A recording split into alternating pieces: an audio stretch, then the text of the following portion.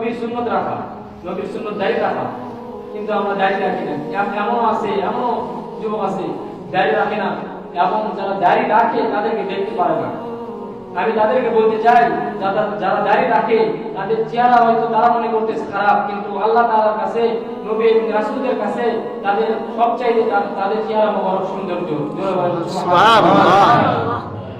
তাহলে আপনি দাড়ি রাখতেছেন না, দাড়ি না রাখা, দাড়ি যে আপনি সাজ দেন, দাড়ি যে সাজ দেন, এই দাড়ি সাজ দেওয়ার কারণে আপনার ত্বকের ক্ষতি হয়, আপনার ত্বকের সমস্যা হয়। আপনি যা শুনবেন, আপনি বড় বড় এই যে বড় জোর, যেমন এই যে ডাক্তার, বড় যেমন এই যে যারা চিকিৎসা করে, এদের কাছ থেকে শুনবেন যে দাড়িতে আমরা চাষ দিই, এই দাড়িটা চাষ দেওয়ার কারণে আমাদের কি ক্ষতি হয়, ত্বকের ক্ষতি হয়, আপনার শরীরের ক্ষতি হয়, অনেক ক্ষতি আছে।